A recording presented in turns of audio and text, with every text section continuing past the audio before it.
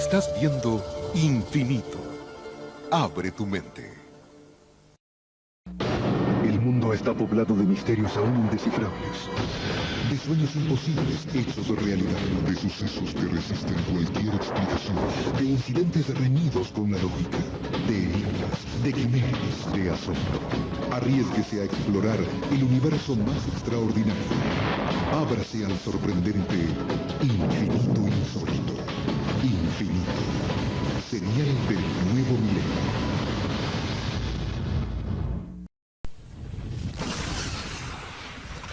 ¿Qué mensajes secretos esconde el pasado? ¿Es el futuro un modelo para armar? En febrero, desafíe su capacidad de asombro analizando los tesoros perdidos de la antigüedad. En esta emisión, el enigma que encierran los bloques de piedra de Stonehenge. Explore su significado este lunes en Infinito Insólito.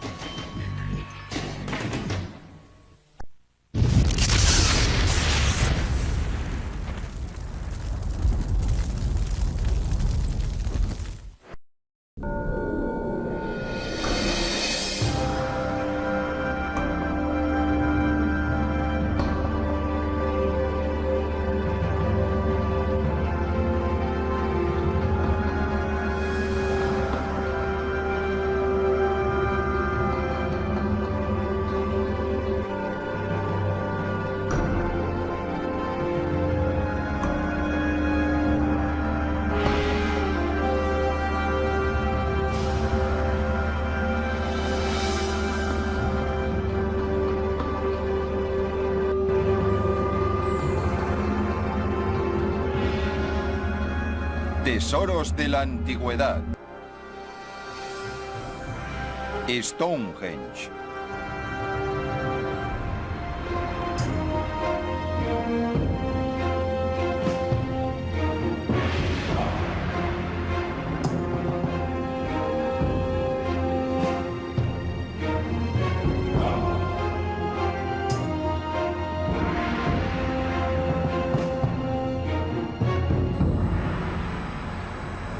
De todos los grandes monumentos del pasado, Stonehenge es el más resistente y enigmático.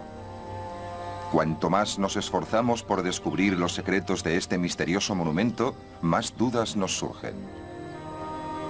Situado en la llanura de Salisbury, en Wiltshire, en la parte sur de la actual Inglaterra, este megalito ha soportado los azotes de 5000 años. Las incógnitas más fascinantes sobre Stonehenge son ¿por qué se construyó? ¿Con qué fin? ¿Y cómo se hizo exactamente? Ya que a pesar de los adelantos tecnológicos de hoy en día, seguimos sin saberlo con certeza. El origen de este círculo de piedras se sitúa hace unos 5000 años, ya que aunque la estructura de piedras que aún conservamos fue erigida hace unos 3000 años, sobre el 1000 a.C., las primeras etapas de Stonehenge datan aproximadamente del 2800 a.C., justo a finales del Mesolítico. Esto quiere decir que este monumento es anterior a la Gran Pirámide de Giza. Y a diferencia de las pirámides, Stonehenge desafía todo tipo de explicación. En los remotos tiempos de su construcción, las técnicas de cultivo eran primitivas y las cosechas se malograban fácilmente. Los lobos salvajes merodeaban por los bosques y los pocos y dispersos grupos de cazadores vivían en condiciones precarias. En sus orígenes, Stonehenge debió de ser un auténtico espectáculo, seguramente la mayor estructura que jamás hubiera visto cualquiera de sus visitantes.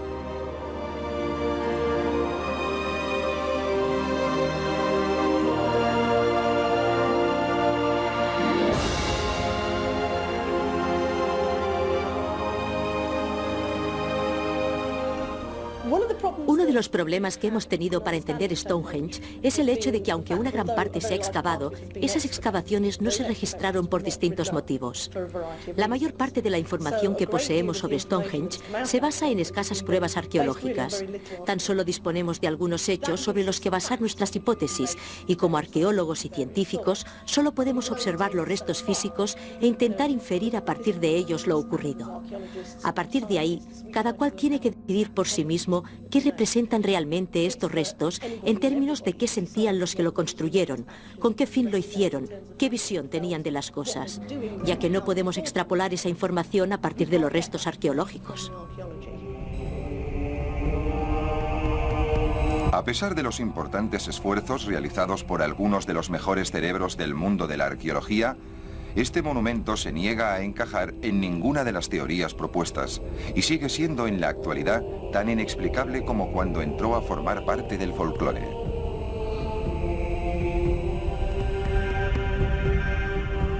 En uno de los primeros documentos sobre Stonehenge, escrito en el siglo XII, Henry de Huntingdon lo definió ya por aquel entonces como una de las maravillas de Inglaterra. Este grabado contemporáneo ilustra la leyenda de cómo el mago Merlín transportó las piedras hasta la llanura de Salisbury. Los círculos de piedra son un rasgo característico del paisaje británico y siempre han dado lugar a mitos y leyendas. Hay multitud de teorías sobre cuál era su función y quién los construyó. Sin olvidar el mito que cuenta cómo Merlín construyó Stonehenge transportando de forma mágica enormes rocas desde Irlanda. Se trata de lugares mágicos y muy misteriosos, algunos bastante espectaculares. La peculiaridad de Stonehenge siempre ha atraído a las multitudes y en la actualidad es víctima de su inmensa popularidad. Hoy en día está vallado y lo rodean modernas carreteras. English Heritage quiere devolverle a Stonehenge su dignidad y su aislamiento. La verdad es que sería maravilloso que no estuviera rodeado de tantas carreteras y que la gente pudiera pasearse entre sus piedras. A lo mejor si la gente pudiera seguir la avenida procesional, les resultaría más sencillo formular sus propias opiniones. Desde la época de Henry de Huntingdon han surgido docenas de teorías alternativas relacionadas con belgas, fenicios, daneses, romanos, griegos, egipcios e incluso druidas celtas. Sin embargo, hay muy poca información sobre los constructores procedente de los restos del propio monumento. Todo lo que se ha descubierto son algunas herramientas, vasijas rotas y huesos incinerados. Estas parvas e insignificantes reliquias se encuentran en la actualidad en el Museo de Salisbury. Son muy pocas pruebas sobre las que construir el perfil de toda una sociedad. Sin embargo, en el imaginario popular, Stonehenge siempre ha estado asociado a truculentas historias sobre druidas y quiméricas descripciones de todo tipo de extraños rituales relacionados con los sacrificios humanos. Debemos la asociación de los círculos de piedra, y en concreto de Stonehenge, a dos hombres, al anticuario John Albury y a su sucesor, el reverendo doctor William Stuckney. De los dos, John Albury es de lejos el más respetado como anticuario, además de entusiasta arqueólogo y minucioso observador de monumentos de piedra. El problema es que en un momento dado hizo un comentario en principio sin importancia que ha trascendido y que desde entonces obsesiona a los arqueólogos de todo el mundo. Dijo que Stonehenge le parecía una gran iglesia o catedral de la época de los druidas de la antigua Britania. También se ha sugerido, a raíz de los restos de huesos humanos incinerados encontrados en la zona, que Stonehenge era un enorme camposanto, pero a pesar de las numerosas excavaciones, solo se ha encontrado un esqueleto completo.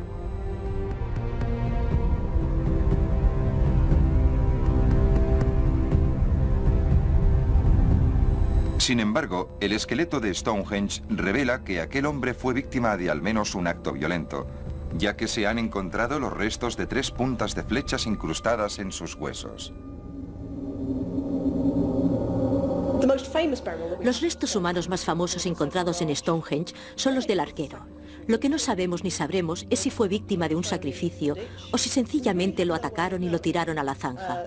Es muy tentador pensar que fue víctima de un sacrificio humano, sobre todo porque su cuerpo se descubrió junto a la entrada del monumento. Sin embargo, no se puede probar. Los huesos del hombre asesinado en Stonehenge se encuentran en el Museo de Salisbury y son el único hallazgo importante de ese tipo. A pesar de la presencia de por lo menos 460 túmulos o fosas en las inmediaciones, parece ser que Stonehenge no surgió como un cementerio, o al menos eso demuestran las excavaciones. Aparte de la teoría del camposanto, se han planteado innumerables hipótesis, más o menos rocambolescas. Sin embargo, aún está por demostrar que fuera el palacio de un rey, un campo de batalla, un lugar destinado a la práctica del deporte o el resultado de un aterrizaje alienígena. Hay todo tipo de teorías, aunque ninguna realmente demostrable. Sin embargo, hasta cierto punto sí que podemos rebatir la teoría de que estaba destinado a la práctica del deporte, por ejemplo. La teoría más aceptada es que era una especie de ordenador astronómico con el que trazaban el paso de las estaciones. Esta teoría viene avalada por todo tipo de explicaciones desconcertantes, normalmente relacionadas con el hecho de que el monumento se alinea con el amanecer del solsticio de verano y el ocaso del solsticio de invierno. La falta de pruebas concluyentes sobre el alineamiento de los eclipses lunares y solares nos hacen desconfiar cada vez más. No cabe duda de que hay un alineamiento astronómico al principio y al final de los solsticios. No obstante, la gente que ha estado trabajando en este tema en los últimos años no ha podido encontrar ningún otro alineamiento astronómico o configuración parecida que realmente tenga relación con Stonehenge.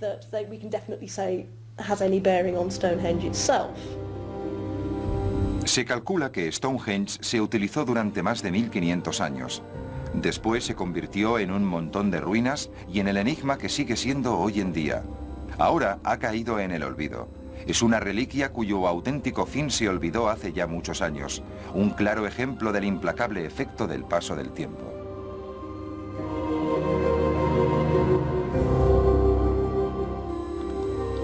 Al principio, Stonehenge no era más que un terraplén circular, un espacio abierto rodeado de un talud de yeso con una capacidad de varios cientos de personas.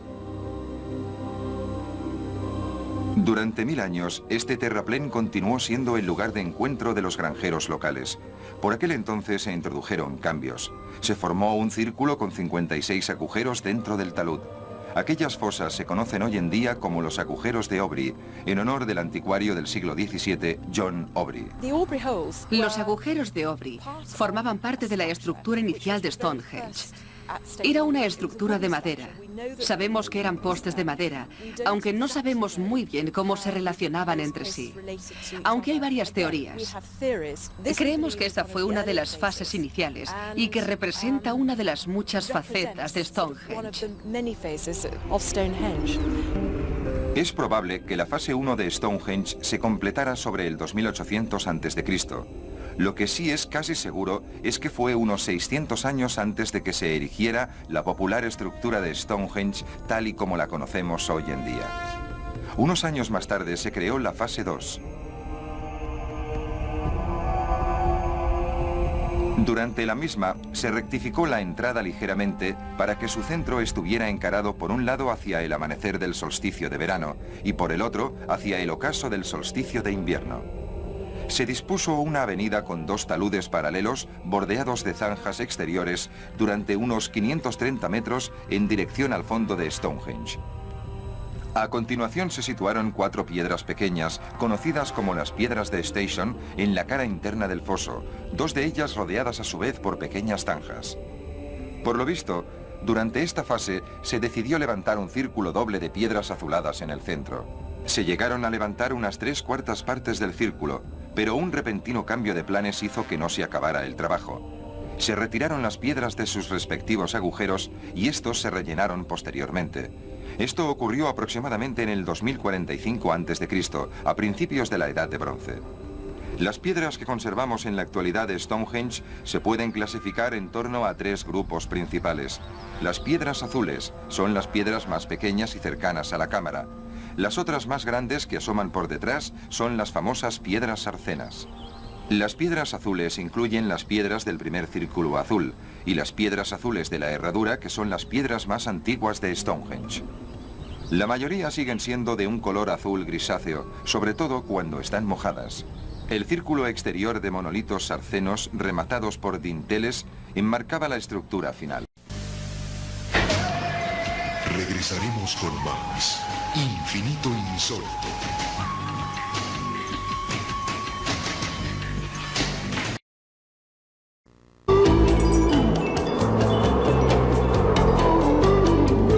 Estás viendo Infinito. Abre tu mente. único, infinito e insólito.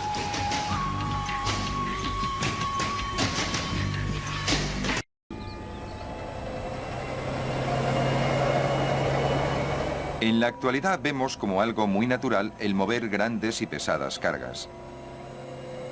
Extraemos grandes rocas del interior de la Tierra con la ayuda de máquinas. Después las transportamos en barco o en camiones y se las entregamos al cliente a domicilio. Pero los hombres que construyeron Stonehenge solo contaban con una tecnología muy primaria. La mayoría de la piedra sarcena empleada en la construcción de Stonehenge procede de las inmediaciones del monumento, pero las piedras de arenisca azul había que ir a buscarlas a unos 350 kilómetros de allí. ¿De dónde proceden estas piedras azuladas? Las piedras azules proceden de las montañas de Preseli, al sur de Gales. Es un poco raro que las fueran a buscar tan lejos. Es sorprendente que recorrieran una distancia tan grande. Sin embargo, sabemos que las gentes que habitaban en la zona de Stonehenge mantenían relaciones con los pueblos del sur de Gales, posiblemente desde antes del 3500 a.C. Lo sabemos porque hemos encontrado objetos de piedra construidos en una de estas regiones, en otra en la que no se encuentra ese tipo de piedra de forma natural. Sin embargo, el modo en el que se transportaron estas pesadas piedras desde su región de origen hasta su situación actual en la llanura de Salisbury sigue siendo un tema de discusión. Hicieron falta unas 80 piedras de arenisca azul con un peso aproximado de 7 toneladas cada una para la realización del doble círculo de la fase 2 de Stonehenge. La ruta más factible para el traslado de las piedras azules era por el interior en una primera fase que iba desde Preseli hasta la ensenada de Milford, en la costa. A partir de ahí, las transportaban en algún tipo de embarcación con la que bordeaban la costa del sur de Gales y cruzaban la desembocadura del Severn hasta el Bristol Avon. Desde ese punto navegaban por el río Frome para después seguir por tierra durante unos 10 kilómetros hasta el río Wylye, en Warminster, por el que navegaban hasta que se juntaba con el Avon en Salisbury y finalmente 3 kilómetros por tierra hasta Stonehenge. Naturalmente todo esto ocurrió antes del uso de la rueda. Se cubría una distancia por tierra de unos 40 kilómetros y se cree que transportaban las piedras en trineo. En cambio, el trayecto por mar era de casi 400 kilómetros. Las piedras azules no eran tan grandes y seguramente procedían de las montañas de Preseli, ya que creemos que las transportaban por mar y no por tierra en una especie de balsa. Nos consta que los pueblos primitivos eran perfectamente capaces de navegar y que las aguas que rodeaban la costa sur de Inglaterra no eran demasiado difíciles.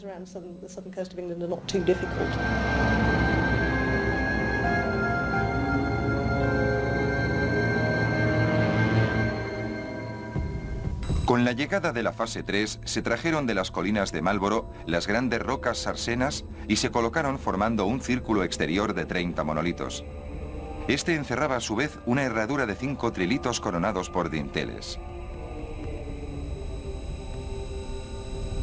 En la fase 3, en torno al 1540 a.C., se colocó un óvalo de piedras azules dentro de los 5 trilitos. Se cavó un anillo doble de agujeros, probablemente para albergar las restantes piedras azules. Sin embargo, este proyecto se abandonó y las piedras azules se reordenaron formando la herradura y el segundo círculo de bloques más pequeños que ha sobrevivido parcialmente.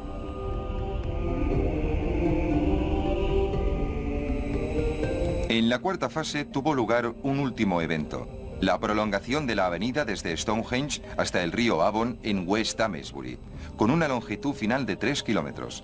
Esta fase se terminó en el 1075 a.C.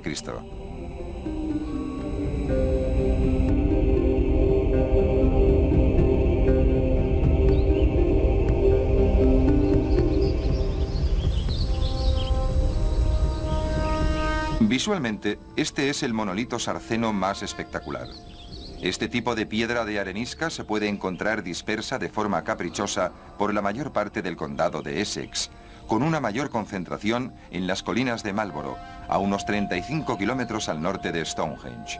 A pesar de que la distancia era más corta, transportar más de 80 de estas enormes piedras desde las colinas de Marlborough eran sin duda más difícil que traer las piedras de arenisca azul desde Preseli. Cálculos existentes, preparar y tallar los monolitos, así como preparar los medios de transporte hasta Stonehenge, pudo llevarles varios años.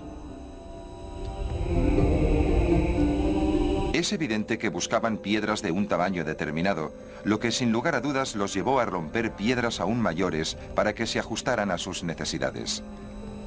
Un atractivo añadido de las arsenas era que casi todas tenían forma rectangular, y si necesitaban reducir su tamaño original, no tenían más que golpear las zonas que presentaban fisuras o hacer fuerza con cuñas de madera en las grietas y hendiduras.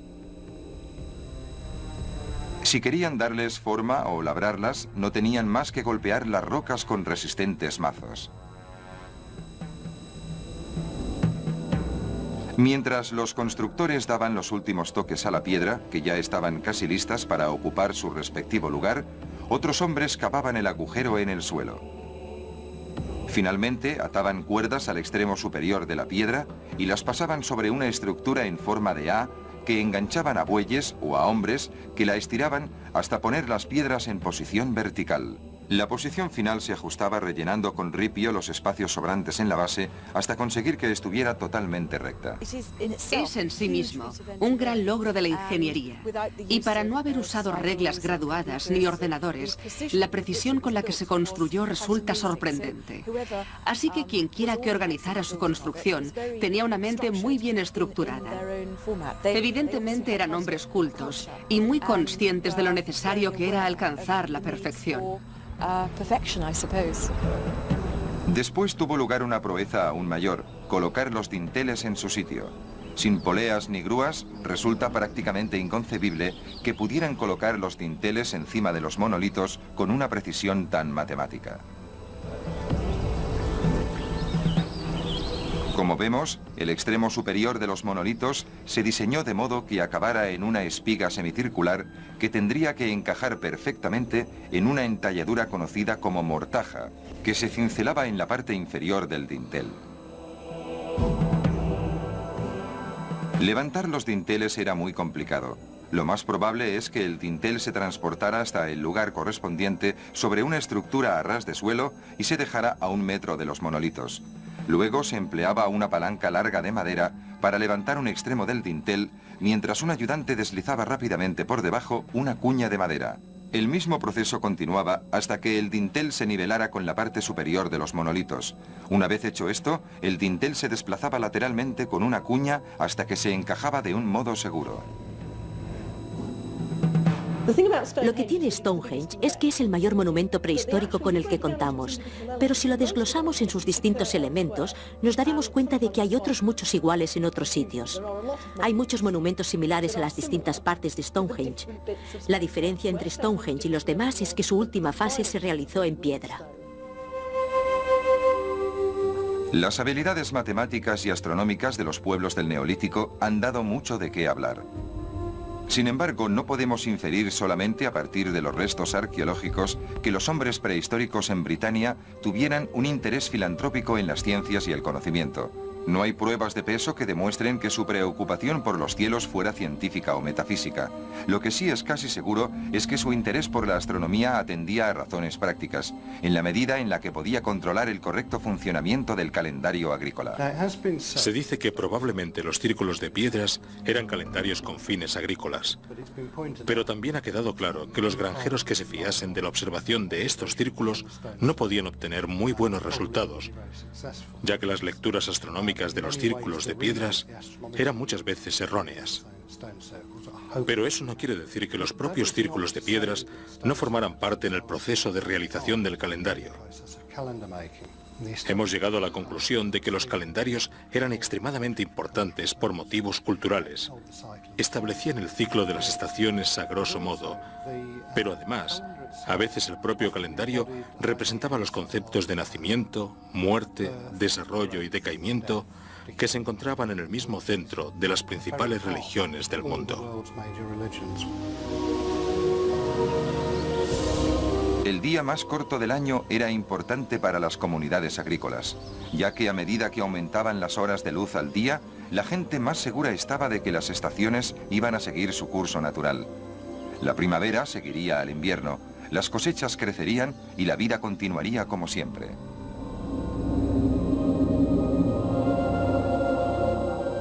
Si de verdad era un observatorio, no se puede decir que fuera muy preciso. Los presuntos alineamientos del Sol y la Luna se han interpretado de formas muy variadas, ninguna de las cuales justifica la construcción de una estructura tan compleja.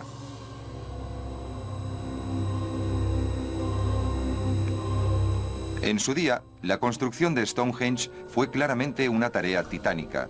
Desconocemos qué los llevó a tomar semejante iniciativa, pero seguro que requirió la colaboración de grandes sectores de la sociedad.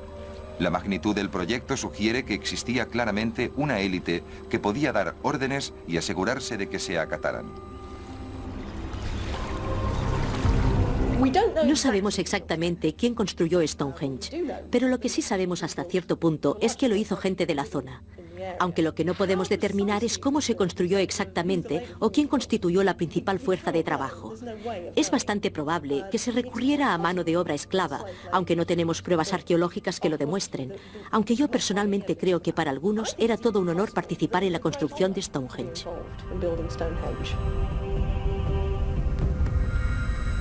Sencillamente, no tenemos suficiente información sobre la naturaleza de la sociedad neolítica. Pero hasta la actualidad, la tradición popular de Stonehenge ha estado llena de historias truculentas. Además, los británicos neolíticos eran en teoría unos salvajes y unos bárbaros. El elaborado monumento en la llanura de Salisbury se ha utilizado como símbolo de una sociedad salvaje, habitada por druidas y guerreros.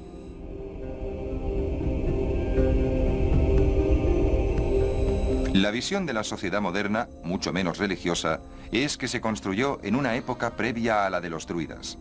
El consenso general apoya la teoría de que era un enorme observatorio astronómico. Sin embargo, lo que no explica correctamente es el tamaño de Stonehenge y la complejidad de su diseño. Pongámonos por un momento en el lugar de los que lo construyeron e imaginemos qué sentiríamos si viéramos girar el cielo a su alrededor. Por supuesto, para ellos el movimiento de las estrellas, del Sol y la Luna eran de suma importancia. Necesitaban conocer los ciclos de las estaciones para saber cuándo sembrar y esas cosas. El debate sobre los orígenes y usos de Stonehenge no es nuevo. En 1655 el arquitecto Íñigo Jones publicó un libro, La restauración de Stonehenge, a raíz de las mordaces discusiones sobre la relación entre las misteriosas piedras, Merlín, los druidas y los romanos. Lo que sí es cierto es que un poco después del 1000 a.C., Stonehenge sufrió serios daños. Según las distintas versiones sobre la destrucción de Stonehenge, pudo ser obra del hombre, de la naturaleza o, lo que es más probable, una interacción de los dos.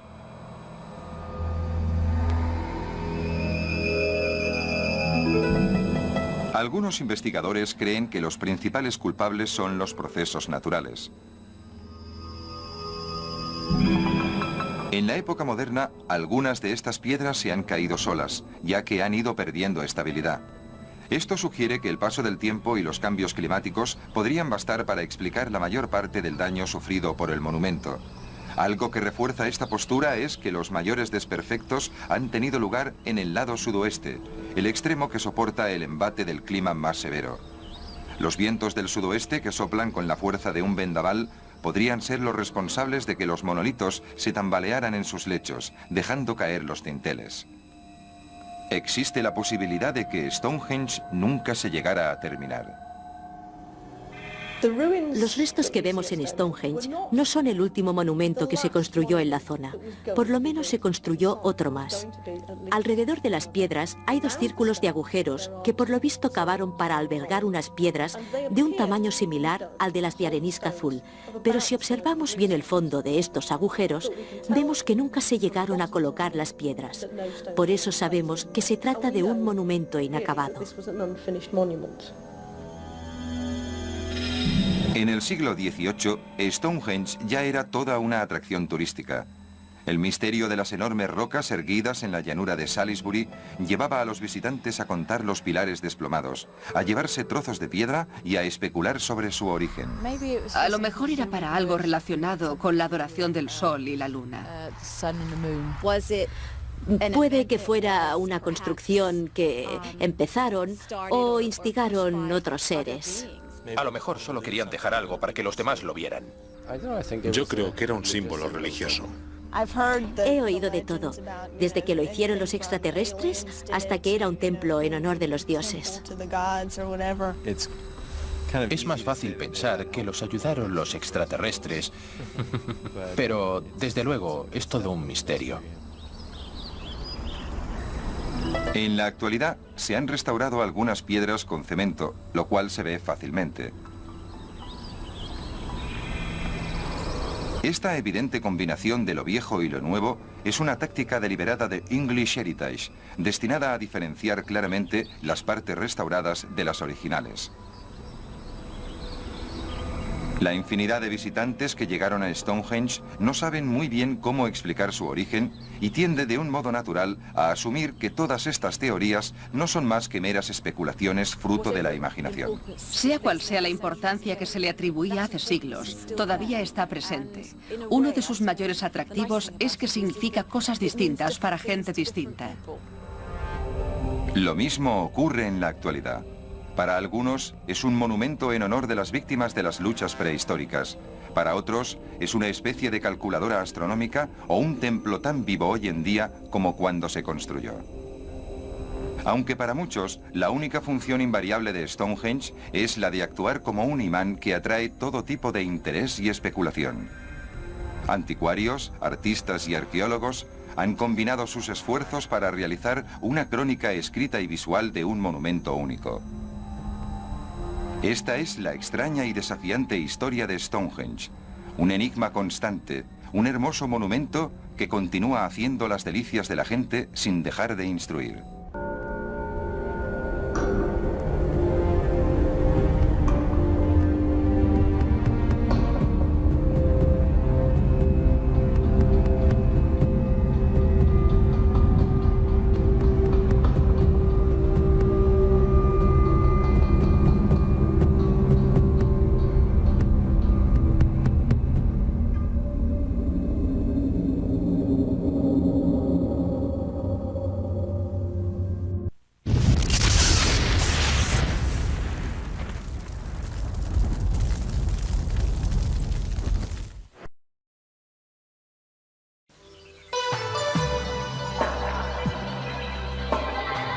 Usted está viendo Infinito.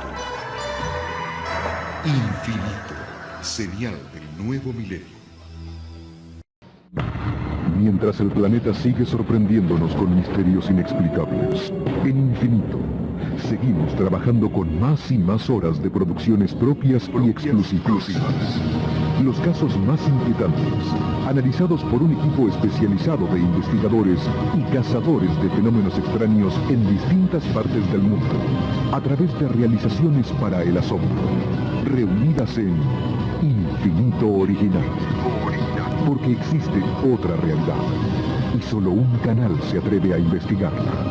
Infinito, señal del nuevo milenio.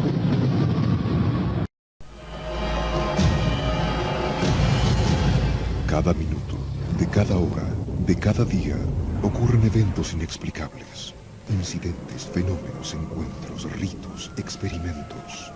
Cada día, cada hora, cada minuto, cada 60 segundos, se revela una vida llena de misterios. Ahora un canal trata de dar luz a todo. Un canal que indaga los misterios del universo. Un canal que se aventura en territorios desconocidos. Un canal que explora las preguntas que definen nuestra existencia. ¿Estamos solos en el universo? ¿Existe la vida después de la muerte? ¿Quién construyó las pirámides? ¿Se puede predecir el futuro? ¿Podemos mover objetos con nuestra mente? ¿Existe el infierno? ¿Se acabará el mundo en el año 2000? ¿Es la historia una gran mentira?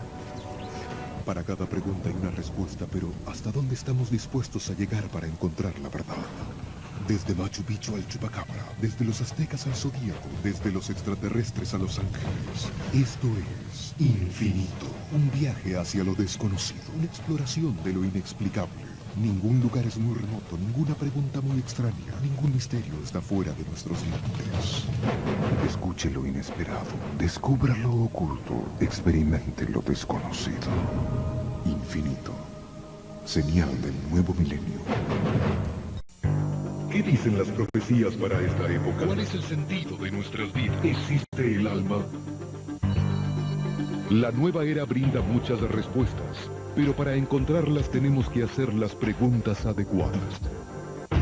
El universo está plagado de hechos sin explicación, misterios sin resolver, infinidad de temas que aguardan ser develados. Para eso nació Infinito, el primer canal en el mundo que explora con respeto, seriedad y objetividad los temas que nadie se atreve a explicar.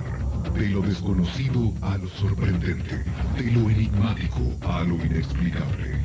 Infinito, abre tu mente.